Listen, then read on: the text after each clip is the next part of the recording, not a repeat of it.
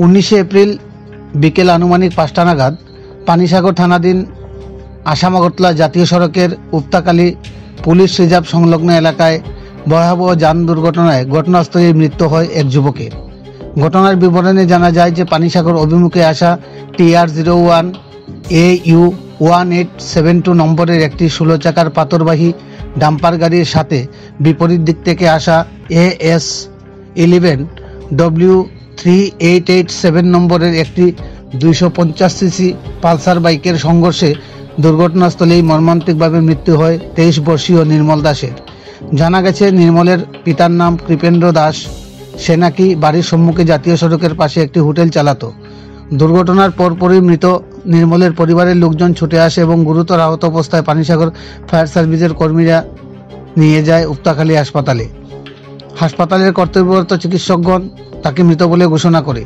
ঘটনার পরপরই ঘটনাস্থলে পৌঁছায় পানিসাগর থানার পুলিশ। দুর্ঘটনার পরপরই সুযোগ বুঝে ডাম্পার চালক পালিয়ে যেতে সক্ষম হয়। উত্তেজিত জনগণ গাড়িটিতে অল্প বিস্তর ভাঙচুর করে জাতীয় সড়ক অবরোধ করে মুহূর্তের মধ্যেই অবরোধস্থলের উভয় পাশে দাঁড়িয়ে পড়ে শত শত যানবাহন। রাস্তা অবরোধের খবর পেয়ে ঘটনাস্থলে পৌঁছায় উত্তর জেলার অতিরিক্ত পুলিশ সুপার জেরেমিয়া ডার্লং সহ অন্যান্য পুলিশ আধিকারিকেরা। অবরোধকারীদের দাবি, অবিলম্বে ঘাতক ডাম্পার গাড়ির চালককে গ্রেপ্তার করে যথোপযুক্ত ব্যবস্থা গ্রহণ করতে হবে, অন্যথায় রাস্তা অবরোধ প্রত্যাহার করা হবে না।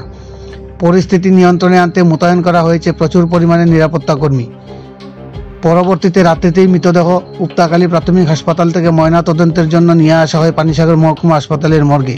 পানিসাগর পুলিশ সূত্রে জানানো হয় যে আগামীকাল মৃতদেহ ময়না তদন্ত শেষে তুলে দেওয়া হবে পরিবার পরিজনদের হাতে। জানা গেছে, মৃত যুবকের পরিবার রয়েছে স্ত্রী সহ 2টি ফুটফুটে কন্যা সন্তান। পানিসাগর পুলিশ সূত্রে জানা গেছে, বাইক চালক নির্মলের মাথায় হেলমেট না থাকাতে ওর মাথায় প্রচণ্ডভাবে আঘাতপ্রাপ্ত হয়। সংবাদ সংগ্রহ পর্যন্ত রাস্তা অবরোধ প্রত্যাহার সহ ঘাতক ডাম্পার গাড়িটিকে পানিসাগর পুলিশের হেফাজতে নিয়ে আসতে পারেনি।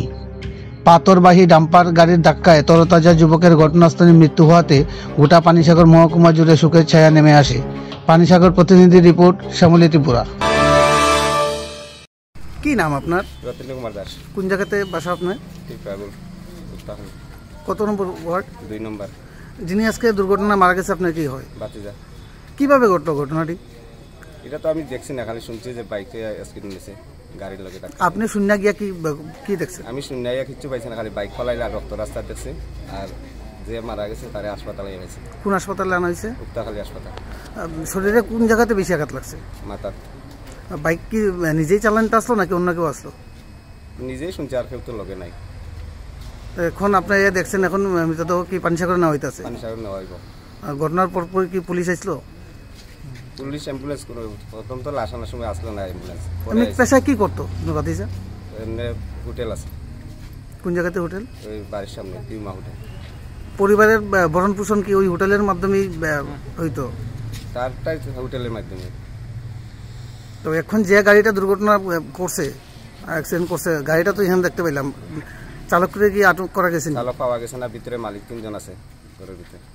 মালিকরা কোনো সহায়তা রাত বাড়িয়ে দিছে না? দেখা আইসি না পোস্ট অ্যাক্সিডেন্টের পাশে।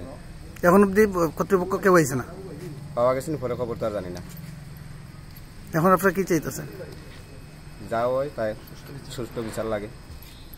তার বউ আছে, 2টা মাইয়া আছে, একটা অন্নপ্রাশন হয়েছে মাত্র, একটা কেজি টুথ করে।